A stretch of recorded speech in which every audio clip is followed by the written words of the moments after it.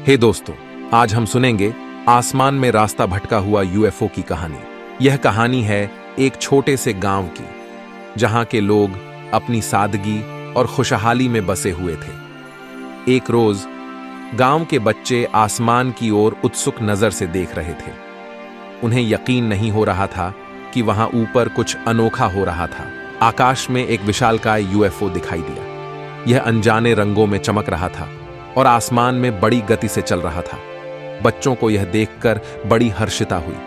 वे दौड़कर अपने माता पिता को बताने गए। गांव के लोगों ने सब मिलकर उस यूएफओ को देखा। सबकी नजर उस अनोखे वाहन पर थी। उन्हें अनुमान भी नहीं था कि यह वास्तविकता में हो सकता है। अचानक यूएफओ की एक बारीकी से एक छोटी सी झलक दिखाई दी। उसमें एक छोटा सा अंदरूनी शहर था, जिसमें विभिन्न प्रकार के अजीब और आश्चर्यजनक जीव रहते थे। गांव के लोग हैरान थे, लेकिन उनका उत्साह बढ़ा।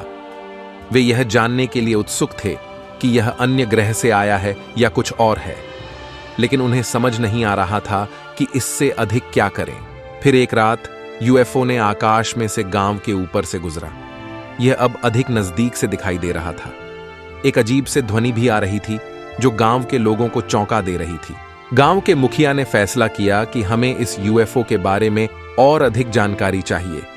उन्होंने सभी को एकत्रित किया और विचार किया कि क्या करना चाहिए। एक पुराने विद्वान ने कहा, हमें इसे मानवता के लिए एक संकेत मानना चाहिए।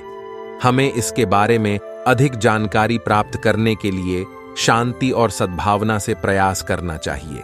इसके बाद वे सभी एक साथ बैठकर ध्यान धरकर एक शांति प्रार्थना की और यह सोचकर कि उस यूएफओ का संदेश क्या हो सकता है। वह रात गुजरी, लेकिन कोई वास्तविक उत्तर नहीं मिला।